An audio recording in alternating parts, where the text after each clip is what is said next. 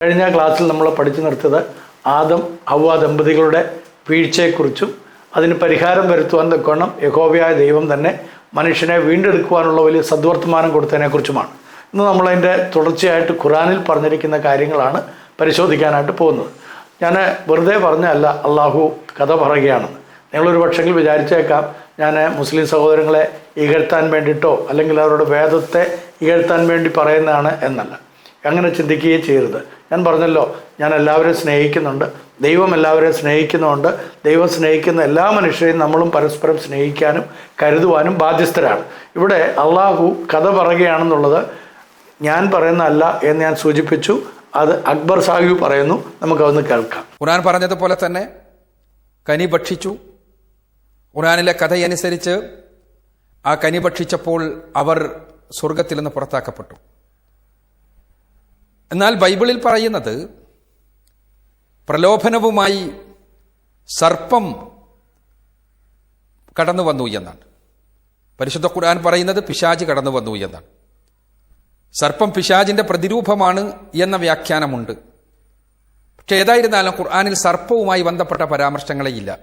നിങ്ങൾ കേട്ടല്ലോ അക്ബർ സാഹിബ് പറഞ്ഞ കാര്യം എന്താണ്? അള്ളാഹു പറഞ്ഞ കഥയെക്കുറിച്ചാണ്. അത് വെറുതെ അള്ളാഹു പറഞ്ഞാണെന്ന് അദ്ദേഹം പറയുന്നതല്ല. അവരുടെ ഗ്രന്ഥത്തിൻ്റെ വളരെ കൃത്യമായ ആധികാരികതയിൽ നിന്നുകൊണ്ടാണ് അദ്ദേഹം അത് പറഞ്ഞത്. നമുക്കറിയാവുന്ന പോലെ സൂറ 6 സൂറ അൽ അൻമ അതിൻ്റെ 34-ാം ആയത്ത് ഇങ്ങനെയാണ് എഴുതിയിരിക്കുന്നത്. നിനക്ക് മുമ്പും നിരവധി ദൈവദൂതന്മാരെ അവരുടെ ദൈവം തള്ളി പറഞ്ഞിട്ടുണ്ട്. എന്നാൽ നമ്മുടെ സഹായം വന്നെത്തും വരെ തങ്ങളെ തള്ളിപ്പറഞ്ഞതും പീഡിപ്പിച്ചതുമൊക്കെ അവർ ക്ഷമിക്കുകയായിരുന്നു. അള്ളാഹുവിൻ്റെ വചനങ്ങളെ മാറ്റിമറിക്കാൻ പോരുന്ന ആരുമില്ല. ദൈവദൂതന്മാരുടെ കഥകളിൽ ചിലതൊക്കെ നിനക്ക് വന്നു കിട്ടിയിട്ടുണ്ടല്ലോ. അപ്പോൾ ദൈവദൂതന്മാരുടെ കഥകളാണ്. ആ കഥകളെക്കുറിച്ചാണ് അൽ ബക്രയിൽ അഥവാ സൂറ പശുവിൽ വളരെ കൃത്യമായിട്ട് പറയുന്നത്. അവരെ സ്വർഗത്തിൽ സൃഷ്ടിക്കുകയും സ്വർഗത്തിലാക്കുകയും ചെയ്തു. അതുകൂടാതെ തന്നെ അൽ റാഫത്തിലും വളരെ കൃത്യമായിട്ട് 7-ാം അധ്യായത്തിലും വളരെ കൃത്യമായിട്ട് ചില കാര്യങ്ങൾ പറയുന്നുണ്ട്. അപ്പം നമ്മൾ അതൊക്കെ ഒന്ന് പരിശോധിക്കുമ്പോഴാണ് വാസ്തവത്തിൽ ഈ കഥകളിൽ യാതൊരു വിധത്തിലുള്ള കഴമ്പും ഇല്ല എന്നുള്ളത് നമുക്ക് മനസ്സിലാക്കാനായിട്ട് സാധിക്കുന്നത്. ഞാൻ നിങ്ങൾക്ക് വേണ്ടി ആ ഭാഗങ്ങൾ ഒന്ന് വായിക്കാൻ ആഗ്രഹിക്കുകയാണ്. 7-ാം അധ്യായത്തിൻ്റെ 20 മുതൽ 27 വരെയുള്ള ആയത്തുകളാണ് ഞാൻ വായിക്കുന്നത്. സൂറ അൽ അറാഫ് അതായത് 7-ാം അധ്യായം അതിൻ്റെ 20-ാം വാക്യം മുതലാണ് ഞാൻ വായിക്കുന്നത്. നിങ്ങൾ ശ്രദ്ധിച്ചിരിക്കുമല്ലോ. പിന്നെ പിശാച് ഇരുവരോട് ദുർമന്ത്രണം നടത്തി അവരിൽ ഒളിഞ്ഞിരിക്കുന്ന നഗ്നസ്ഥാനങ്ങൾ അവർക്ക് വെളിപ്പെടുത്തുവാൻ അവൻ പറഞ്ഞു, നിങ്ങളുടെ നാഥൻ ഈ മരം നിങ്ങൾക്ക് വിലക്കിയത് നിങ്ങൾ മലക്കുകളായിരിക്കുകയോ ഇവിടെ നിത്യവാസികളായിത്തീരുകയോ ചെയ്യുമെന്നതിനാൽ മാത്രമാണ്. ഒപ്പം അവൻ അവരോട് ആണയിട്ട് പറഞ്ഞു, ഞാൻ നിങ്ങളുടെ ഗുണകാംക്ഷി മാത്രമാണ്. ഇതെവിടെയാ സംഭവിക്കുന്നത്? സ്വർഗത്തിൽ അള്ളാഹുവിൻ്റെ അടുക്കൽ ദുർമന്ത്രണം നടത്താനായിട്ട് പിശാചായവൻ അല്ലെങ്കിൽ ഇബ്ലീസായവൻ വരികയും അങ്ങനെ ആദം ഹവ്വ ദമ്പതികൾക്ക്, ഹവ്വ എന്നുള്ള പേര് നമുക്ക് ഖുറാനിൽ കാണാൻ കഴിയുകയില്ല. ഇണ എന്ന് മാത്രമേ അവിടെ പറഞ്ഞിട്ടുള്ളൂ. ഹവ്വ എന്നുള്ള പേര് ബൈബിളിൽ നിന്ന് എടുത്തിരിക്കുന്നതാണ്. അതുകൊണ്ടാണ് ഞാൻ വളരെ കൃത്യമായിട്ട് പറഞ്ഞത്, ബൈബിളിൻ്റെ പരിപേക്ഷതയില്ലാതെ ഖുറാന് നിലനിൽപ്പില്ല. ഖുറാൻ എങ്ങനെ നിങ്ങൾ പരിശോധിച്ചാലും 6666 ആയത്തുകളിൽ 423 ആയത്തുകൾ ആയിഷ ബീവിയുടെ ആട് തിന്നതിന് ശേഷമുള്ളവ. അവ നിങ്ങൾ എങ്ങനെയൊക്കെ പരിശോധിച്ചാലും അതിനൊക്കെ നിലനിൽക്കണമെങ്കിൽ ബൈബിളിൻ്റെ അനിവാര്യത അത്യാവശ്യമാണ്. എങ്കിലും അവർ പറയും ബൈബിൾ തിരുത്തിയതാണ്, ബൈബിൾ റദ്ദാക്കിയതാണ്. ഇവിടെയാണ് വിരോധാഭാസമായിട്ടുള്ള കാര്യം. നിങ്ങൾക്ക് ആവശ്യമുള്ള ചെറിപ്പിക്കിന് വേണ്ടിയിട്ട് നിങ്ങൾ ബൈബിളിൽ നിന്ന് അവിടുന്ന് ഇവിടുന്നൊക്കെ സംഭവങ്ങളെ എടുത്തിട്ട് അത് ഖുറാൻ്റെ പുറമേ നിന്നുകൊണ്ട് അല്ലെങ്കിൽ ഖുറാൻ്റെ പരിവേക്ഷയിൽ നിന്നുകൊണ്ട് വ്യാഖ്യാനിക്കും. എന്നാൽ ബൈബിളിന് അസിറ്റീസ് നിങ്ങൾ അംഗീകരിക്കുകയുമില്ല. അതെന്തൊരു കഥയാ? അപ്പോൾ ഖുറാനിൽ പറഞ്ഞിട്ടുണ്ട് ഇന്ന ഭാഗങ്ങളാണ് ബൈബിളിൽ തിരുത്തപ്പെടാത്തത്, ബാക്കിയൊക്കെ തിരുത്തിയതാണെന്നും മനുഷ്യൻ കൈകടത്തിയാണെന്നും പറഞ്ഞിട്ടുണ്ടോ? അപ്പോൾ ഇത് തന്നെ നിങ്ങളുടെ പലരുടെയും ചോദ്യം എൻ്റെ മുൻ പ്രഭാഷണങ്ങളുടെ അടിയിൽ വന്ന് നിങ്ങൾ ചോദിക്കുന്ന അല്ലെങ്കിൽ നിങ്ങൾ എഴുതിയിടുന്ന കമൻസിൻ്റെ വൈരുദ്ധ്യമായിട്ട് നിങ്ങൾക്ക് തോന്നുന്നില്ലേ? അതോ ഇബ്ലീസ് നിങ്ങളോടും ദുർമന്ത്രണം ചെയ്തുകൊണ്ടിരിക്കുകയാണോ? അപ്പം ഇവിടെ ഒരു കാര്യം വളരെ കൃത്യമായിട്ട് നമുക്ക് കാണാൻ കഴിയും. ഖുറാനിൽ പറഞ്ഞിരിക്കുന്ന ആദം അദ്ദേഹത്തിൻ്റെ ഇണ അവർ രണ്ടുപേരും എവിടെയായിരുന്നു? സ്വർഗത്തിലായിരുന്നു. സ്വർഗത്തിൽ ഇരുന്ന അവരോട് സ്വർഗത്തിൽ വെച്ചിട്ടാണ് പിശാച് അല്ലെങ്കിൽ ഇബിലീസ് ദുർമന്ത്രണം നടത്തുകയും അങ്ങനെ അവർ രണ്ടുപേരുടെയും ചെവിയിൽ ഈ ദുർമന്ത്രണം നടത്തിയതിൻ്റെ അടിസ്ഥാനത്തിൽ അവർ പഴം തിന്നുകയും ചെയ്തു. ഇതിനകത്ത് കുറേ വൈരുദ്ധ്യങ്ങൾ നമുക്ക് കാണാൻ സാധിക്കും. ഒരുപാട് കുറേ എന്ന് ഞാൻ പറഞ്ഞു കഴിഞ്ഞാൽ ഒരുപാട് വൈരുദ്ധ്യങ്ങളുണ്ട്. ഒന്നാമത്തെ കാര്യം, സ്വർഗത്തിൽ വെച്ചിട്ട് അള്ളാഹു ഈ കാര്യങ്ങൾ ഇവരോട് പറഞ്ഞിരുന്നു എന്ന് പറയുന്നു. എന്ത് പറഞ്ഞിരുന്നു? നിങ്ങൾ എല്ലാം തിന്നാൻ നിങ്ങൾക്ക് ഇവിടെ നിത്യമായിട്ട് ജീവിക്കാം, സുഖ സൗകര്യങ്ങളൊക്കെ ഉണ്ട് എന്നുള്ളത് നമുക്ക് കാണാൻ സാധിക്കും. 7-ാം അധ്യായത്തിൽ തന്നെ സൂറ 7-ൽ കാണാം, അതുപോലെ തന്നെ സൂറ അൽ ബഖറയിൽ കാണാം. അപ്പോൾ ഇതെല്ലാം വളരെ കൃത്യമായിട്ട് പറഞ്ഞിട്ടും അവര് പിന്നെയും ആ തിന്മയുടെ ഭാഗത്തേക്ക് തിരിഞ്ഞു. പക്ഷേ അത് ഏറെ പൊറുക്കുന്നവനും കാരുണ്യവാനുമായ അള്ളാഹു പുറത്തു കൊടുത്തു എന്ന് പറയുന്നു. പുറത്തു കൊടുത്തിട്ട് പിന്നെയും അവരെ സ്വർഗത്തിൽ നിന്ന് ഭൂമിയിലേക്ക് വിട്ടതായിട്ട് പറയുന്നു. എങ്ങനെയാണ് വിട്ടിരിക്കുന്നത്? ഖലീഫയായിട്ട്, അഥവാ അവരെ അയച്ചിരിക്കുന്ന പ്രവാചകനായിട്ടാണ്. ഭൂമിയിലെ ആദ്യത്തെ ഖലീഫയായിട്ടും പ്രവാചകനായിട്ടും അയച്ചിരിക്കുന്നു. അപ്പം ഇവിടെ തന്നെ വലിയ വൈരുദ്ധ്യമില്ലേ? ഒരാൾ തെറ്റ് ചെയ്തു, ആ തെറ്റ് വലിയ തിന്മയാണ്, അള്ളാഹുവിൻ്റെ വചനം ലംഘിച്ച ആളാണ്. അയാൾ മാപ്പ് തരുന്നപ്പോൾ മാപ്പ് കൊടുത്തിട്ട് ആളെ വീണ്ടും എല്ലാ അധികാരിയുമായിട്ട് ഭൂമിയിലേക്ക് വിടുന്നു. അപ്പോൾ പിന്നീടും അദ്ദേഹം തെറ്റ് ചെയ്യുമെന്ന് അദ്ദേഹത്തിന് അറിയത്തില്ലായിരുന്നോ? ഈ അള്ളാഹുവിന് അറിയത്തില്ലായിരുന്നോ എന്നുള്ള ചോദ്യങ്ങളൊക്കെ ചില ആളുകൾ മുൻ വീഡിയോകളുടെ പുറകിൽ വന്ന് എഴുതാറുണ്ട്. അതിന് മറുപടി ഞാനല്ലല്ലോ കൊടുക്കേണ്ടത്, MM അക്ബർ സാഹിബും അല്ലെങ്കിൽ അവരുടെ അനുയായികളും അതിന് മറുപടി തരട്ടെ. അപ്പം ഇവിടെ നമ്മൾ ചിന്തിക്കാൻ പോകുന്ന ചില പ്രത്യേക വിഷയങ്ങളുണ്ട്. അതിനകത്തൊന്ന് ഞാൻ പറഞ്ഞതുപോലെ സേറ്റാൻ ടെംപ്റ്റഡ് ഓർ വിസ്പേർഡ്. ഞാൻ പറഞ്ഞതുപോലെ Satan tempted whispered to Adam and his wife. ഇവിടെ ഞാൻ സൂറ 7-ന്റെ 20 മുതൽ 27 വരെയുള്ള വാക്യങ്ങളിൽ, ആയത്തുകളിൽ പറഞ്ഞിരിക്കുന്നതിനെ എടുത്തു പറയുകയാണെങ്കിൽ, Satan tempted or whispered to Adam and his wife എന്നാണ് വളരെ കൃത്യമായിട്ട് പറഞ്ഞിരിക്കുന്നത്. എന്നാൽ വിശുദ്ധ ബൈബിളിലേക്ക് വരുന്ന സമയത്ത്, കഴിഞ്ഞ പ്രാവശ്യം ഞാൻ പറഞ്ഞു നിർത്തി, അവിടെ വളരെ കൃത്യമായിട്ട് ഹവ്വായോടാണ് ഈ പിശാചായവൻ സർപ്പത്തിൻ്റെ രൂപത്തിൽ വന്നിട്ട് കൃത്യമായി സംസാരിക്കുന്നത്. എന്താണ്?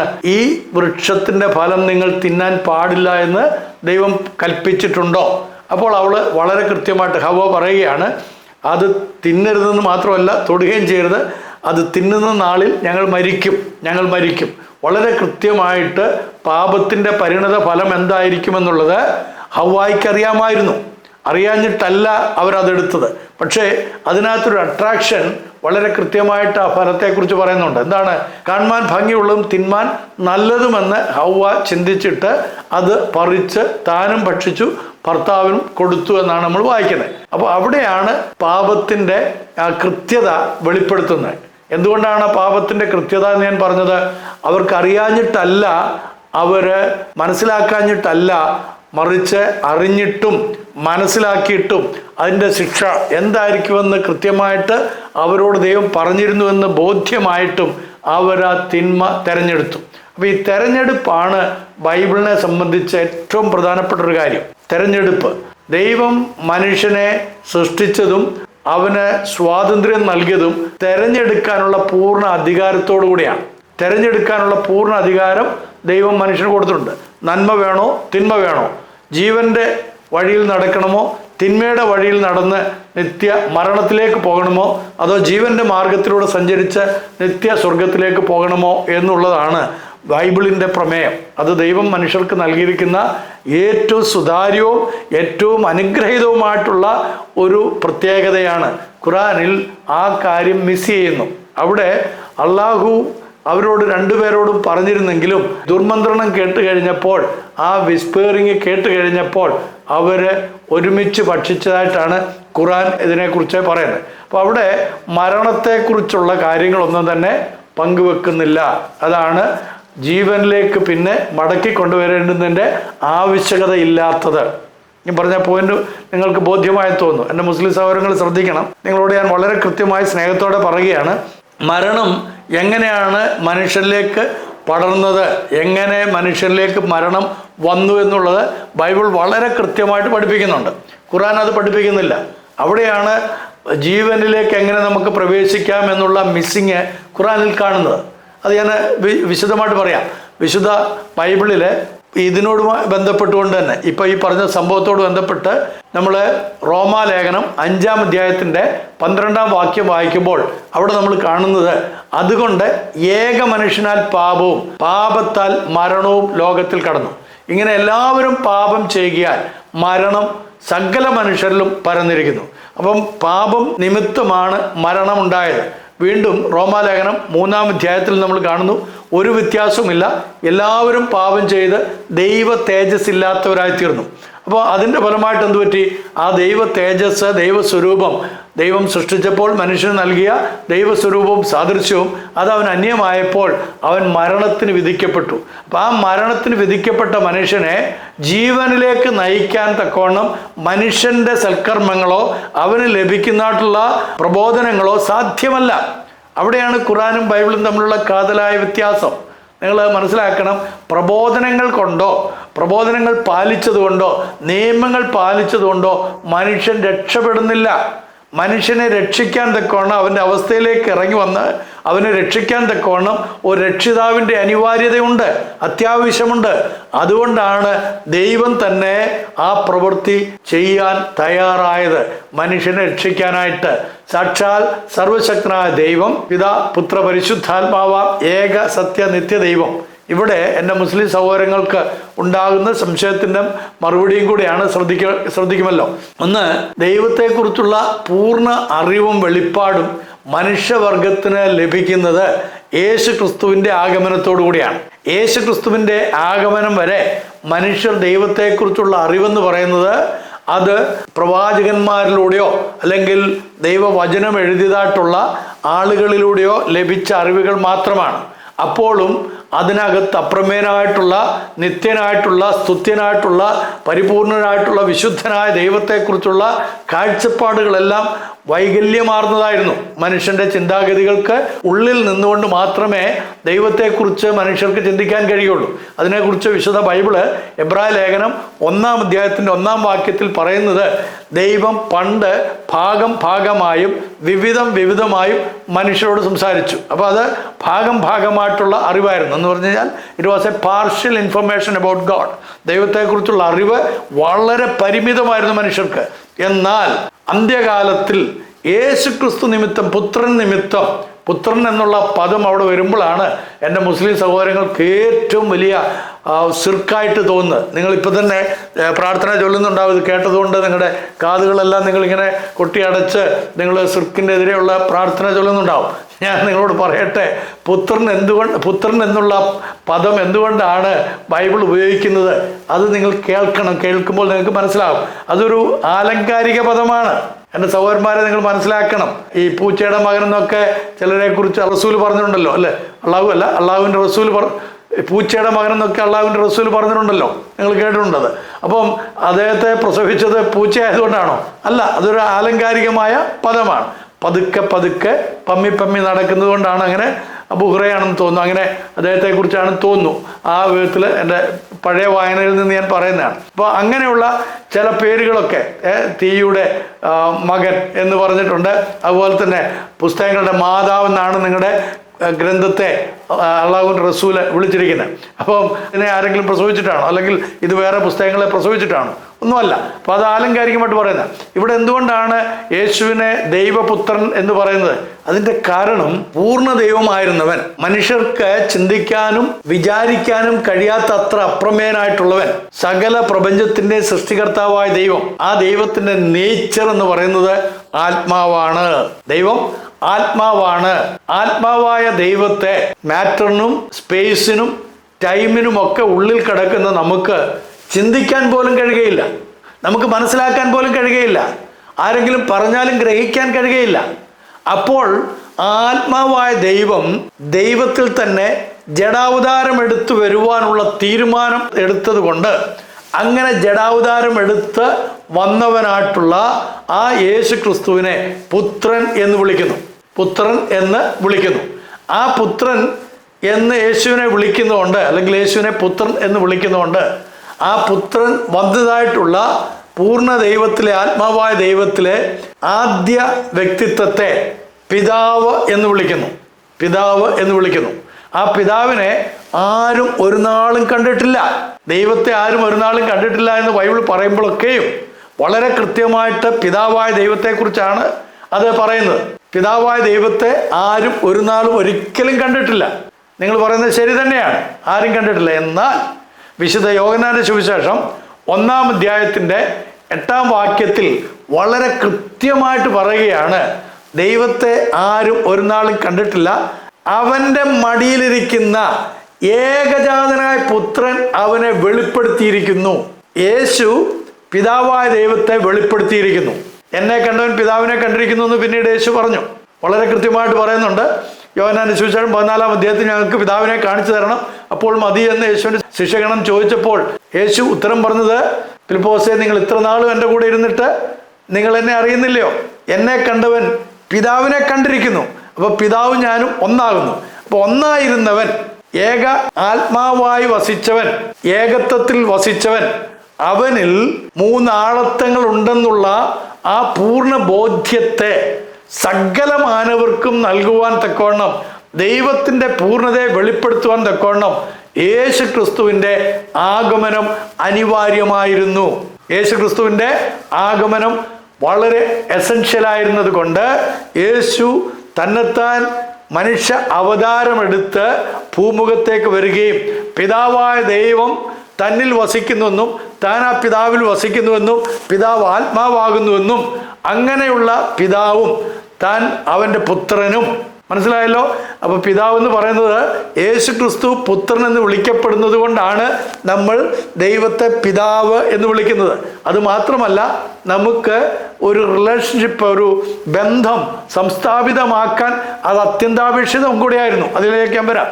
അപ്പോൾ പിതാവും പുത്രനും അതോടൊപ്പം തന്നെ ദൈവത്തിലുള്ള പരിശുദ്ധാത്മാവ്, ദൈവത്തിൽ ഉള്ള പരിശുദ്ധാത്മാവ്, ആ പരിശുദ്ധാത്മാവും തന്നെത്താൻ വെളിപ്പെടുത്തി. ജഡത്തിൻ്റെ അവസ്ഥയിലല്ല, മറിച്ച് തൻ്റെ പ്രവൃത്തികളിലൂടെ ഇന്നും മനുഷ്യ ഹൃദയങ്ങളിൽ വസിച്ചുകൊണ്ട് യേശു ക്രിസ്തുവിനെ കർത്താവായി സ്വീകരിക്കുന്ന, യേശു ക്രിസ്തുവിൽ വിശ്വസിച്ച് പാപക്ഷമ പ്രാപിക്കുന്നവരിൽ വസിക്കുന്ന ആത്മാവായി പരിശുദ്ധാത്മാവ്, തൃത്വത്തിലെ 3-ാമനായ പരിശുദ്ധാത്മാവ് മനുഷ്യരിൽ വസിക്കുന്നു.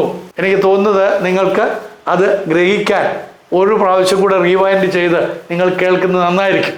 എനിക്ക് ഒന്നുകൂടെ വിവരിച്ചു തരുന്നതിന് ബുദ്ധിമുട്ടുണ്ടായിട്ടല്ല, അത് ചില ആളുകൾക്ക് ഒരു വിരസതയായി തോന്നും. എങ്കിലും ഞാനൊന്ന് ചുരുക്കി പറയാം. എന്തുകൊണ്ട് പിതാവായ ദൈവമെന്നും പുത്രനായ യേശു എന്നും പരിശുദ്ധാത്മാവെന്നും വ്യത്യസ്തമായ 3 വ്യക്തിത്വങ്ങൾ, വ്യതിരക്തമായ 3 ആളത്വങ്ങൾ ബൈബിളിൽ പറഞ്ഞിരിക്കുന്ന ദൈവത്വത്തിനുണ്ട്? പലപ്പോഴും ആവർത്തന പുസ്തകം 6-ാം അധ്യായത്തിൽ നിന്ന് ഇസ്രായേലെ കേൾക്ക, നമ്മുടെ യഹോവയായ ദൈവം ഏകനാകുന്നു എന്നുള്ള ആ പദം എടുത്തുകൊണ്ടാണ് മുസ്ലിം സഹോദരങ്ങൾ ബൈബിളിൽ ഏകത്വത്തെക്കുറിച്ച് പറഞ്ഞിരിക്കുന്നു എന്ന് പറയുന്നത്. ഞങ്ങളത് പൂർണ്ണമായിട്ട് ഉൾക്കൊണ്ടുകൊണ്ടാണ് സംസാരിക്കുന്നത്. പൂർണ്ണമായിട്ട് ബൈബിളിൽ ദൈവം ഏകനാണെന്ന് പറഞ്ഞിരിക്കുന്നു. പുതിയ നിയമത്തിലും ദൈവം ഏകൻ തന്നെ എന്ന് പറഞ്ഞിരിക്കുന്നു. അപ്പോൾ ഏകത്വത്തിലുള്ള നാനാത്വത്തെയാണ് വേദപുസ്തകം പഠിപ്പിക്കുന്ന ദൈവത്തെക്കുറിച്ചുള്ള കൃത്യമായ പഠിപ്പീര്. ഏകത്വത്തിലെ നാനാത്വം എന്തൊക്കെയാണ്? ആ ഏകദൈവത്തിൽ 3 ആളത്വങ്ങളുണ്ട്. പിതാവുണ്ട്, പുത്രനുണ്ട്, പരിശുദ്ധാത്മാവുണ്ട്. പിതാവ് പുത്രനല്ല, പുത്രൻ പരിശുദ്ധാത്മാവല്ല. ദൈവത്വത്തിൻ്റെ ഒരവസ്ഥയല്ല ബൈബിളിൽ പഠിപ്പിക്കുന്നതായിട്ടുള്ള തൃത്വം, അല്ലെങ്കിൽ തൃത്വം എന്ന് പിന്നീട് 2-ാം നൂറ്റാണ്ടിലാണ് തൃത്വം എന്നുള്ള പദം സഭ ഉപയോഗിക്കുന്നത്, ക്രിസ്തീയ സഭ ഉപയോഗിക്കുന്നത് 2-ാം നൂറ്റാണ്ടിലാണ്. പക്ഷേ ആ തൃത്വത്തിൻ്റെ കൺസെപ്റ്റ് ആരംഭം മുതൽ തന്നെ വേദപുസ്തകം കാണാം. എവിടെ കാണാം? പഴയ നിയമത്തിലുണ്ട്. പഴയ നിയമത്തിൽ ഈ തൃത്വത്തിൻ്റെ പൂർണ്ണതയെ നമുക്ക് കാണാൻ കഴിയും. ഇത് പുതിയ നിയമത്തിൻ്റെ കണ്ടെത്തലോ യേശു ക്രിസ്തു വന്നിട്ട് ആദ്യമായിട്ട് പറഞ്ഞു കൊടുക്കുന്നതല്ല. പഴയ നിയമത്തിൽ പ്രവാചകന്മാർ മുഖാന്തരം ദൈവം വെളിപ്പെടുത്തിയ വെളിപ്പാടിനെ യേശു ക്രിസ്തു കൃത്യമായി നമുക്ക് മനസ്സിലാക്കി തന്നു. ഖുറാനിൽ പറഞ്ഞിരിക്കുന്ന തൃത്വം അല്ല ബൈബിളിലെ തൃത്വം. ആ തൃത്വം എന്നുള്ള വിഷയം ഞാൻ എടുക്കുമ്പോൾ നിങ്ങൾക്ക് അതിൻ്റെ പൊരുൾ കുറച്ചും കൂടെ വ്യക്തമാക്കി തരാൻ സാധിക്കും. ആ ഖുറാനിൽ പറഞ്ഞിരിക്കുന്നതും ബൈബിളിൽ പറഞ്ഞിരിക്കുന്നതും തമ്മിലുള്ള വ്യത്യാസം പറയുമ്പോൾ. ഓക്കെ, അപ്പോൾ ഇവിടെ പിതാവായ ദൈവം പുത്രനായ യേശുവിനെ അയച്ചു എന്ന് നമ്മൾ പറയുമ്പോൾ പിതാവ് വലിയവനും പുത്രൻ ചെറിയവനായിട്ടല്ല. ഏകത്വമായിരുന്നവൻ, തുല്യനായിരുന്നവൻ, ഏക ആത്മാവായിരുന്ന ദൈവം, ആ ദൈവത്തിൽ ഒരുവൻ ജഡമെടുക്കുവാൻ തീരുമാനമെടുത്തു. എന്തിനു വേണ്ടിയിട്ട്? അതാണ് ഉൽപ്പത്തി പുസ്തകം 3-ാം അധ്യായത്തിൻ്റെ 15-ാം വാക്യത്തിലെ വാക്തത്വമായി കഴിഞ്ഞ പ്രാവശ്യത്തെ വീഡിയോയിൽ ഞാൻ പറഞ്ഞത്. ദൈവം വളരെ ഒരു വാക്തത്വം മനുഷ്യന് കൊടുക്കുകയാണ്. വീഴ്ച സംഭവിച്ച മനുഷ്യനെ രക്ഷിക്കാൻ വേണ്ടി സ്ത്രീയുടെ സന്തതി വരുമെന്നുള്ള, ആ സ്ത്രീയുടെ സന്തതി എന്നുള്ള മശിഹ അല്ലെ, അൽ മശ് എന്ന് കഴിഞ്ഞ പ്രാവശ്യം ഞാൻ പറഞ്ഞല്ലോ. ഖുറാനിലെ യേശു ക്രിസ്തുവിനെ അൽ മശ് എന്ന് വിളിച്ചിരിക്കുന്നു. അൽ മശിഹ എന്ന് പറഞ്ഞു കഴിഞ്ഞാൽ ദ മശിഹ, അത് ദൈവത്തിന് മാത്രം പ്രയോഗിക്കുന്ന ഒരു പദമാണ്. അല്ലാഹു അല്ലെ, അല്ലാത്ത, അൽ ഉസ എന്നൊക്കെ പറയുന്നില്ലേ. അപ്പൊ അതേപോലെ അൽ മഷി എന്ന് പറഞ്ഞു കഴിഞ്ഞാൽ മഷിഹ, രക്ഷകൻ, അഭിഷിക്തൻ, the anointed one. The anointed one will be coming to save you from your sins. നിന്റെ പാപങ്ങളിൽ നിന്ന് നിന്നെ രക്ഷിക്കാൻ വേണ്ടി അഭിഷിക്തനായവൻ വരും എന്ന് കൃത്യമായി പറഞ്ഞതിൻ്റെ പൂർണ്ണതയിലാണ് യേശു ക്രിസ്തുവിൻ്റെ ജാതം. അപ്പൊ നിങ്ങളെ ചോദിച്ചേക്കാം, അതിനിടയ്ക്ക് ഒന്നും തന്നെ ഈ യേശുവിൻ്റെ വരവിനെ കുറിച്ച് പറഞ്ഞിട്ടില്ലായിരുന്നോ? തീർച്ചയായിട്ടും പഴയ നിയമം എന്ന് ക്രിസ്ത്യാനികൾ വിളിക്കുന്ന യഹൂദന്മാരുടെ തനാക്ക്, ആ തനാക്കിൽ എഴുതിയിരിക്കുന്ന എല്ലാ ഭാഗങ്ങളിലും യേശു ക്രിസ്തുവിൻ്റെ വരവിനെ വളരെ കൃത്യമായി രേഖപ്പെടുത്തിയിട്ടുണ്ട്. അതുകൊണ്ടാണ് ലോകം മശിഹായുടെ വരവിന് വേണ്ടി കാത്തിരുന്നത്. അത് യഹൂദന്മാരുടെ ഗ്രന്ഥത്തിൽ തന്നെ എഴുതിയിട്ടുണ്ട്. ഉദാഹരണം പറയുകയാണെങ്കിൽ ഒരു വാക്യം ഞാൻ നിങ്ങൾക്ക് വേണ്ടി പറയാം. അത് യെശയ്യാപ്രവചനം 48-ാം അധ്യായത്തിലാണ്. യെശയ്യാപ്രവചനം 48-ാം അധ്യായത്തിൻ്റെ 16-ാം വാക്യം മുതൽ നമ്മൾ വായിക്കുമ്പോൾ അവിടെ വളരെ കൃത്യമായിട്ട് പറയുന്നു, ഇപ്പോഴോ യഹോവയായ കർത്താവ് എന്നെയും തൻ്റെ ആത്മാവിനെയും അയച്ചിരിക്കുന്നു. ആരവിടെ സംസാരിക്കുന്നത് അറിയാമോ? മശിഹാ തമ്പുരാൻ സംസാരിക്കുകയാണ്. യേശു ക്രിസ്തു പ്രവാചകനായ യെശയ്യാവിലൂടെ സംസാരിക്കുകയാണ്. നമുക്കറിയാവുന്ന പോലെ, അല്ലെങ്കിൽ മുസ്ലിം സഹോദരങ്ങൾ അറിയാൻ വേണ്ടി ഞാൻ പറയാം, യെശയ്യാവ് 40-ാം അധ്യായം മുതൽ മശിഹായെക്കുറിച്ചുള്ള പ്രവചനങ്ങളാണ്. മശിഹ തന്നെ അവിടെ തൻ്റെ വരവിനെക്കുറിച്ചുള്ള കാര്യങ്ങൾ പല രീതിയിൽ യഹൂദന്മാർക്ക് വെളിപ്പെടുത്തി കൊടുക്കുകയാണ് പ്രവാചകനിലൂടെ. എങ്ങനെയായിരിക്കും മശിഹ വരിക, വന്നു കഴിഞ്ഞാൽ ആ മശിഹ എന്തെല്ലാം കാര്യങ്ങൾ മനുഷ്യവർഗത്തിന് വേണ്ടി ചെയ്യും, ഈ കാര്യങ്ങളെല്ലാം വളരെ സ്പഷ്ടമായിട്ട് യെശയ്യാപ്രവചനത്തിൽ എഴുതിയിട്ടുണ്ട്. നമുക്കറിയാവുന്ന പോലെ 53-ാം അധ്യായം മശിഹായുടെ കഷ്ടതയെക്കുറിച്ചാണ് പറയുന്നത്. വരുവാനുള്ള മശിഹായുടെ മരണത്തെക്കുറിച്ചാണ് വിവരിക്കുന്നത്. അത് പിന്നീട് നമ്മൾ യേശുവിനെ കുറിച്ച് ചിന്തിക്കുന്ന സമയത്ത് കൂടുതലായിട്ട് പഠിക്കാം. അപ്പം ഇവിടെ നമ്മൾ മനസ്സിലാക്കേണ്ടത്, ഈ മശിഹ വരും എന്നുള്ള ആ വലിയ കാഴ്ചപ്പാടോടുകൂടി ഇരിക്കുന്ന ആ ജനതയോട് യെശയ്യാവെന്ന് പറയുന്ന ദീർഘദർശിയിലൂടെ മശിഹാ തമ്പുരാൻ തന്നെ, അഥവാ യേശു ക്രിസ്തു തന്നെ, യേശുവിനെ വിളിക്കുന്ന മറ്റൊരു പേരാണ് മശിഹ, മറ്റൊരു പേരാണ് കുരിയോസ്. അപ്പം ഇങ്ങനെയുള്ള പദങ്ങളൊക്കെ, അഡോണായി എന്നുള്ള പദമാണ് എബ്രായ ഭാഷയിൽ ഉപയോഗിക്കുന്നത്, കുരിയോസ് എന്നുള്ളത് ഗ്രീക്ക് പദത്തിലാണ്. അപ്പം മശിഹ, അനോയിന്റഡ് വൺ, കർത്താവ് എന്നൊക്കെ പറയുന്നത് യേശുവിനെ കുറിച്ചാണ്. യേശു ക്രിസ്തു എന്നുള്ളത് യേശുവിൻ്റെ അഭിഷേകത്തെ കാണിക്കുന്നതാണ്. മശിഹ എന്നുള്ള എബ്രായ പദത്തിൻ്റെ തത്തുല്യമായ ഗ്രീക്ക് പദമാണ് ക്രിസ്തോസ് എന്നുള്ളത്. അപ്പം യേശു എന്നുള്ളത് യേശുവിൻ്റെ പേരാണ്. യേശു എന്ന വാക്കിൻ്റെ അർത്ഥം യഹോവ രക്ഷകൻ, രക്ഷിക്കുന്നവനായ യഹോവ. നമ്മൾ തനാക്ക് പഠിക്കുമ്പോൾ, പഴയ നിയമം പഠിക്കുന്ന സമയത്ത് അവിടെ ദൈവത്തിൻ്റെ പ്രവൃത്തികളെല്ലാം ദൈവത്തിൻ്റെ നാമവുമായിട്ട് ബന്ധപ്പെട്ട്, അല്ലെങ്കിൽ ദൈവത്തിൻ്റെ നാമത്തെ ദൈവത്തിൻ്റെ പ്രവൃത്തികളുമായിട്ട് ബന്ധപ്പെടുത്തി പറഞ്ഞിട്ടുണ്ട്. യഹോവ തിഷ്കനെ മുമ്പ് ഞാൻ പറഞ്ഞിട്ടുണ്ട്, നിങ്ങൾ ശ്രദ്ധിച്ചിട്ടുണ്ടെങ്കിൽ അത് കേൾക്കാൻ കഴിയും. അപ്പം ഇവിടെ രക്ഷിക്കുന്നവനായ യഹോവ അഥവാ പുത്രനായ യഹോവ തന്നെക്കുറിച്ചുള്ള വലിയൊരു പ്രവചനം യെശയ്യാപ്രവചനം 48-ാം അധ്യായത്തിൻ്റെ 16-ാം വാക്യത്തിൽ പറയാം. എന്താണത്? ഇപ്പോഴോ യഹോവയായ കർത്താവ്, അതായത് പിതാവായ യഹോവ എന്നെയും എന്ന് പറയുന്ന ആരാണ്? പുത്രനായ യഹോവ പറയുകയാണ്, തൻ്റെ ആത്മാവിനെയും, അതാരാ? പരിശുദ്ധാത്മാവ് അയച്ചിരിക്കുന്നു. അപ്പോൾ പിതാവായ ദൈവം പുത്രനെ അയച്ചു. എപ്പോഴാണ് അയച്ചത്? 2000 കൊല്ലങ്ങൾക്ക് മുമ്പാണോ? അല്ല, അവൻ ലോകത്തിലുണ്ടായിരുന്നു. യോഹന്നാന്റെ സുവിശേഷം 1-ാം അധ്യായത്തിൻ്റെ 10-ാം വാക്യത്തിൽ അവൻ ലോകത്തിലുണ്ടായിരുന്നു. കാരണം എന്താണ്? സകല മനുഷ്യരെയും പ്രകാശിപ്പിക്കാൻ കഴിവുള്ള സത്യവെളിച്ചം ലോകത്തിൽ വന്നുകൊണ്ടിരുന്നു. ആ സത്യവെളിച്ചമായിരുന്നവൻ ലോകത്തിലുണ്ടായിരുന്നു. ലോകമോ അവനെ അറിഞ്ഞില്ല. 10-ാം വാക്യം, യോഹന്നാൻ 1:10. ലോകമോ അവനെ അറിഞ്ഞില്ല. എന്നാൽ നമുക്ക് ആ കർത്താവിനെ അറിയാൻ, യേശുവിനെ അറിയാനുള്ള ഭാഗ്യം ഈ തലമുറയിൽ കിട്ടിയിരിക്കുകയാണ്. കാരണം ദൈവവചനത്തിൽ കൂടെയാണ് യേശുവിനെ നമുക്ക് അറിയുവാൻ സാധിക്കുന്നത്. അതുകൊണ്ടാണ് എൻ്റെ മുസ്ലിം സഹോദരങ്ങളോട് ഞാൻ അപേക്ഷിക്കുന്നത്, നിങ്ങൾ ദയവുണ്ടായിട്ട് ബൈബിൾ വാങ്ങി വായിക്കണം. ബൈബിൾ വാങ്ങി വായിക്കണം. ബൈബിളിലെ പുതിയ നിയമ ഭാഗം മുഴുവനും യേശുവിനെ കുറിച്ചാണ് പറഞ്ഞിരിക്കുന്നത്.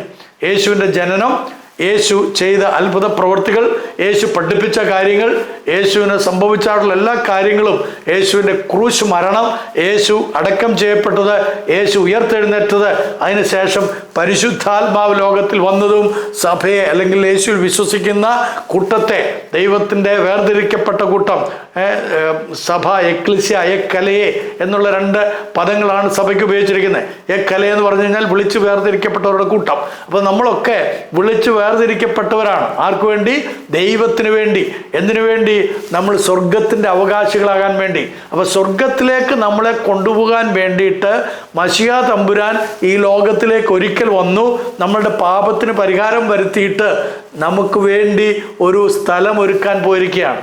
ആ യേശു വന്ന് നമ്മളെ തന്നോട് കൂടെ ഇരുത്തുമെന്നുള്ള വലിയ വാഗ്ദത്തം ബൈബിളിൽ തന്നിട്ടുണ്ട്. അതുകൊണ്ട് ആ ഭാഗം ഖുറാനിലില്ല. ഈസ വരും എന്നൊക്കെ പറയും. അപ്പോൾ ഈസ വേറെ വ്യക്തിത്വമാണ്. പക്ഷേ ഈസയുടെ അല്ലെങ്കിൽ യേശുവിൻ്റെ കൺസെപ്റ്റ് ഖുറാനിലുണ്ട്.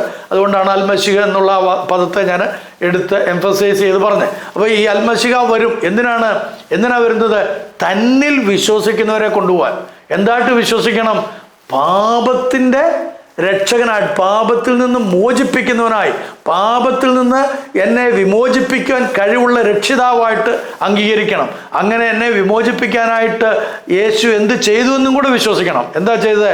തൻ്റെ ജീവനെ നമുക്ക് പകരമാക്കി ക്രൂശിൽ ബലിയാക്കി എന്നുള്ളത് വിശ്വസിക്കണം. അപ്പോൾ യേശുവിൻ്റെ ക്രൂശ് മരണത്തെ ഉൾക്കൊണ്ടുകൊണ്ട് ആ യേശുവിൻ്റെ മരണ പുനരുത്ഥാനത്തിൽ വിശ്വസിക്കുന്നവരെയാണ് ദൈവമക്കളാക്കി തീർക്കുന്നത്. ഞാനിവിടെ 2 കാര്യങ്ങൾ എൻ്റെ മുസ്ലിം സഹോദരങ്ങളോട് പറയാൻ ആഗ്രഹിക്കുകയാണ്. ഒന്ന്, നിങ്ങൾ വിശ്വസിക്കുന്നത് നിങ്ങൾ അള്ളാഹുവിൻ്റെ അടിമകൾ എന്നാണ്. അള്ളാഹുവിൻ്റെ അടിമയായിട്ടാണ് നിങ്ങൾ വിശ്വസിക്കുന്നത്. നിങ്ങളെക്കുറിച്ച് ചിന്തിക്കുന്ന അള്ളാഹുവിൻ്റെ അടിമകൾ അല്ലേ? അടിമകൾ. നിങ്ങളൊന്ന് ആലോചിച്ച് നോക്കിയേ, അടിമയ്ക്ക് ഉടമയുടെ എന്തെങ്കിലും കാര്യങ്ങൾ സ്വായത്തമാക്കാൻ കഴിയുമോ? നിങ്ങൾ ചിന്തിക്കണം. നിങ്ങൾ അള്ളാഹുവിൻ്റെ അടിമയാണ് അല്ലേ? അബ്ദുള്ള എന്നുള്ള പദത്തിന് തുല്യമാണ് അടിമ എന്നുള്ള അള്ളാഹുവിൻ്റെ അടിമ. അപ്പോൾ അടിമയായിരിക്കുന്ന നിങ്ങൾക്ക് ഉടമയുടെ എന്തെങ്കിലും വസ്തുവകകളോ സ്വത്തോ സമ്പാദ്യങ്ങളോ അനുഗ്രഹങ്ങളോ അനുഭവിക്കാനുള്ള സ്വാതന്ത്ര്യമുണ്ടോ? ഒരിക്കലുമില്ല. അടിമയ്ക്ക് അത് കിട്ടില്ല. അടിമ കേവലം അടിമയായിട്ട് തന്നെ ജീവിക്കുക, അടിമയായിട്ട് തന്നെ മരിക്കുക. ഇവിടെ യേശു ക്രിസ്തു മുഖാന്തരം നമുക്ക് ആ അടിമത്തത്തിൽ നിന്ന്, ഇസ്ലാമിൻ്റെ അടിമത്തത്തിൽ നിന്ന് ഒരു വിമോചനം തന്നിട്ട് നമ്മളെ ദൈവ മക്കളെന്നുള്ള ആ വലിയ പദവിയിലേക്കാണ് ഉയർത്തുന്നത്. നിങ്ങളതൊന്ന് മനസ്സിലാക്കണം. ഞാനൊരു ദൈവ പൈതലായതുകൊണ്ടാണ് ഈ ഒരു പദവിയിലേക്ക് നിങ്ങൾക്കും എത്താൻ കഴിയുമെന്ന് നിങ്ങളോട് താഴ്മയോടെ അഭ്യർത്ഥിക്കുന്നത്. എൻ്റെ സഹോദരൻ MM അക്ബർ സാഹിബെ, അങ്ങയോട് ഞാൻ അഭ്യർത്ഥിക്കുന്നത് എന്താണെന്നറിയാമോ? അങ്ങൊരു അടിമയാണിപ്പോൾ. അടിമയായിരിക്കുന്ന അങ്ങയെ വിമോചിപ്പിക്കുവാൻ അങ്ങയുടെ മതശാസ്ത്രത്തിന് സാധ്യമല്ല, അങ്ങയുടെ നിയമാവലികൾക്ക് സാധ്യമല്ല. അങ്ങ് ഉളുവെടുക്കുന്നത് കൊണ്ടും, അങ്ങ് 5 നേരം നിസ്കരിക്കുന്നതുകൊണ്ടും, അങ്ങ് സക്കാത്ത് കൊടുക്കുന്നതുകൊണ്ടും, അങ്ങ് എന്തെല്ലാം പിൽഗ്രീംസ് നടത്തിയാലും അതുകൊണ്ടൊന്നും അങ്ങയ്ക്ക് സ്വർഗത്തിൽ പോകാൻ കഴിയുകയില്ല. ഏത് സ്വർഗത്തിൽ? ദൈവം വസിക്കുന്ന ഇടത്തേക്ക്, സത്യദൈവം വസിക്കുന്ന ഇടത്തേക്ക്. പിന്നെ അങ്ങ് എവിടെയായിരിക്കും എത്തുക? അങ്ങ് എത്തുന്നത് അള്ളാഹു പോകുന്നതായിട്ടുള്ള സ്വർഗത്തിലാണ്. അതേതാണ് ആ അള്ളാഹു പോകുന്ന സ്വർഗം? അതിനെക്കുറിച്ച് ഹദീസിൽ പറയുന്നത് അങ്ങേക്ക് നന്നായിട്ട് അറിയാമല്ലോ, മുസ്ലിം സഹോദരങ്ങളെ നിങ്ങൾക്ക് അറിയാമല്ലോ. ഏതാണത്? അള്ളാഹുവിൻ്റെ പാദങ്ങൾ നരകത്തിൽ പതിയും, അപ്പോൾ നരകം നിറയും. അപ്പോൾ അള്ളാഹുവിൻ്റെ പാദങ്ങൾ നരകത്തിൽ വെക്കുമ്പോൾ മാത്രമാണ് നരകം നിറയുക. മനുഷ്യനെ നരകത്തിലേക്ക് നയിക്കുന്ന അള്ളാഹുവാണ്. അള്ളാഹു നരകത്തിലേക്ക് നയിക്കുമ്പോഴും മനുഷ്യനെ നയിക്കുമ്പോഴും നരകം തൃപ്തിപ്പെടാതെ നിലവിളിച്ചുകൊണ്ടിരിക്കുക. ഇനിയും വേണം, എനിക്ക് ഇനിയും വേണം, തരിക എന്ന് നിലവിളിച്ചുകൊണ്ടിരിക്കുമ്പോൾ അള്ളാഹുവിൻ്റെ പാദങ്ങൾ നരകത്തിൽ പതിക്കുകയും അപ്പോൾ നരകം നിറയുകയും ചെയ്യും. അപ്പോൾ അള്ളാഹു ആരുടെ അധിപതിയാണ്? ആരാണ് അള്ളാഹു എന്നുള്ളത് നിങ്ങൾ ചിന്തിച്ചുകൊള്ളുക. അപ്പോൾ ആ നരകത്തിലേക്ക് അള്ളാഹു പോകുകയും അള്ളാഹുവിൻ്റെ പാദങ്ങൾ അവിടെ വെക്കുകയും ചെയ്യുമ്പോൾ ഈ അള്ളാഹു വാസ്തവത്തിൽ ആരാണ്? മനുഷ്യനെ അടിമയാക്കി വെക്കുന്നവനാണ്. അപ്പോൾ അടിമ ആക്കി വെക്കുന്നവൻ ആരാണ് വാസ്തവത്തിൽ? സത്യദൈവമല്ല. സത്യദൈവം നമുക്ക് സ്വാതന്ത്ര്യം തരുന്നവനാണ്. ഇതാണ് ഇസ്ലാമും ക്രൈസ്തവരും തമ്മിലുള്ള വ്യത്യാസം. ക്രിസ്ത്യാനിറ്റി എന്ന് പറയുന്നത് it's not a religion at all. അതൊരു മതമേ അല്ല. പല ആളുകളും തെറ്റായി ധരിക്കുന്നുണ്ട്. പല ആളുകളും ധരിച്ചു വച്ചിരിക്കുന്ന ക്രിസ്ത്യാനിറ്റി എന്ന് പറയുന്നത് അതൊരു മതമായിട്ടാണ്. അല്ല, ക്രിസ്ത്യാനിറ്റി എന്ന് പറയുന്നത് മതമല്ല, മറിച്ച് അത് ജീവന്റെ മാർഗമാണ്. ജീവൻ ലഭിച്ചവരുടെ കൂട്ടായ്മ മാർഗമാണ്. ജീവൻ ലഭിച്ചവർക്ക് മോക്ഷത്തിലേക്കുള്ളൊരു പ്രയാണ മാർഗമാണ്. അതൊരു മതമേ അല്ല, അതൊരു ജാതിയല്ല, അതൊരു വംശീയതയല്ല. ഇവിടെയൊക്കെ ആർക്കെങ്കിലുമൊക്കെ അങ്ങനെയൊക്കെ പറഞ്ഞ് പരത്തുന്നുണ്ടെങ്കിൽ, ഏതെങ്കിലും മതപുരോഹിതന്മാർ തങ്ങളുടെ നിലനിൽപ്പിന് വേണ്ടിയും ഉപജീവനത്തിന് വേണ്ടിയും തങ്ങളുടെ മേന്മയ്ക്ക് വേണ്ടിയൊക്കെ പറയുന്നുണ്ടെങ്കിൽ വേദപുസ്തകം അതിന് കുറ്റക്കാരനല്ല. വേദപുസ്തകത്തിൽ അങ്ങനെ ഇതൊരു മതമായിട്ടല്ല പറയുന്നത്, മറിച്ച് സത്യമാർഗം. യേശു സകല മനുഷ്യരെ ശിഷ്യരാക്കാനാണ് പറഞ്ഞത്. അപ്പം ശിഷ്യത്വത്തിലേക്ക്, ക്രിസ്തുവിൻ്റെ ശിഷ്യത്തിലേക്ക്, യേശു ക്രിസ്തുവിൻ്റെ ശിഷ്യത്തിലേക്കാണ് നിങ്ങൾ വരേണ്ടത്. അതിന് നിങ്ങൾ മതകർമ്മങ്ങൾ ഒന്നും ചെയ്യേണ്ട ആവശ്യമില്ല. നിങ്ങൾ വിശ്വസിച്ചാൽ മതി. കാരണം ദൈവം നമുക്ക് ഒരുക്കിയിരിക്കുന്ന രക്ഷ നമ്മുടെ സ്വന്തമാക്കാൻ കഴിയും. അപ്പോൾ അള്ളാഹു മനുഷ്യനെ നരകത്തിലേക്ക് നയിക്കുമ്പോൾ യേശു ക്രിസ്തു ആകട്ടെ വളരെ കൃത്യമായിട്ട് പറയുകയാണ്, ഞാൻ വീണ്ടും വരും, വന്നിട്ട് നിങ്ങളെ എൻ്റെ അടുക്കൽ ചേർത്തുകൊള്ളും. എൻ്റെ മുസ്ലിം സഹോദരങ്ങൾക്ക് നന്നായിട്ട് അറിയാം, ഈസ, നിങ്ങൾ പറയുന്ന ഈസ അല്ല ഞങ്ങളുടെ യേശു, അല്ലെങ്കിൽ ബൈബിളിലെ ഞങ്ങളുടേന്ന് ഞാൻ പറയുന്നത് ക്ഷമിക്കണം കേട്ടോ, അത് ഞാൻ പറയാൻ പാടില്ലാത്തതാണ്.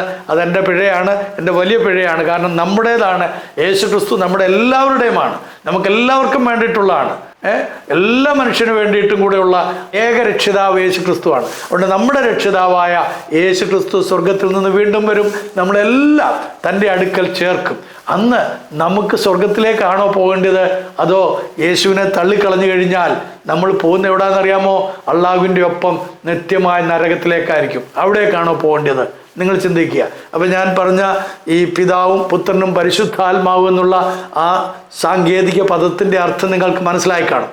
അത് ആലങ്കാരികമായിട്ട് അലിഗോറിക്കലി നമുക്ക് മനസ്സിലാക്കാൻ വേണ്ടിയിട്ട് ഉപയോഗിച്ചിരിക്കുന്നതാണ്. പിതാവും പുത്രനും പരിശുദ്ധാത്മാവ് എന്ന് പറയുമ്പോൾ ദൈവം ആത്മാവാണ്. ആത്മാവായ ദൈവത്തെക്കുറിച്ച് നമുക്കൊന്നും മനസ്സിലാക്കാൻ കഴിയാതിരിക്കുമ്പോൾ നമുക്ക് ദൈവത്തെക്കുറിച്ചുള്ള പൂർണ്ണ അറിവ് തരാൻ വേണ്ടി പുത്രനായ, അല്ലെങ്കിൽ യേശു ക്രിസ്തു പുത്രത്വം സ്വീകരിച്ച് ജഡമെടുത്തു വന്നതുകൊണ്ട് അവനെ പുത്രൻ എന്ന് വിളിക്കുന്നു. അതുകൊണ്ട് നമ്മൾ പിതാവ് എന്ന ദൈവത്തെ, ആത്മാവായ ദൈവത്തെ വിളിക്കുന്നു. പരിശുദ്ധാത്മാവ് നമ്മൾ എന്നേക്കും വസിച്ച് നമ്മളുടെ ആത്മാവോടുകൂടെ ഒരുമിച്ച് കൂട്ടായ്മ ആചരിച്ച് നമ്മളെ നിത്യതയുടെ അവകാശികളാക്കാൻ വേണ്ടി നമ്മളെ സഹായിക്കുന്നുണ്ട്. പരിശുദ്ധാത്മാവും നമ്മിൽ വസിക്കാൻ ആഗ്രഹിക്കുന്നു. അങ്ങനെ പിതാവും പുത്രനും പരിശുദ്ധാത്മാവുമായ ഏക സത്യ നിത്യ ദൈവം, 3 ആളത്തങ്ങൾ അന്തർലീനമായിരിക്കുന്ന ഏക സത്യ നിത്യ ദൈവം, ആ ദൈവം നമ്മളെ നിത്യതയിലേക്ക് നയിക്കുവാൻ ഇടയാകും നാം ക്രിസ്തുവിൻ്റെ ക്രൂശിലെ ബലിയിൽ വിശ്വസിക്കുകയും ആശ്രയിക്കുകയും ചെയ്യുമ്പോൾ. അപ്പോൾ ഖുറാനിലെ ആദമല്ല ബൈബിളിലെ ആദം, ഖുറാനിലെ അള്ളാഹു അല്ല ബൈബിളിലെ ദൈവം. ഈ ആദമിനെ, യഥാർത്ഥ ആദമിനെ സൃഷ്ടിച്ചത് യഹോവയായ ദൈവമാണ്. ആ ദൈവത്തോട് പാപം ചെയ്തുകൊണ്ടാണ് എന്നെയും നിങ്ങളെയും രക്ഷിക്കാൻ വേണ്ടി മശിഹ വരേണ്ടി വന്നത്. ആ മശിഹ നിമിത്തം നമുക്കൊരു വീണ്ടെടുപ്പുണ്ട്, സ്വർഗത്തിൻ്റെ അവകാശം നമുക്ക് കിട്ടും.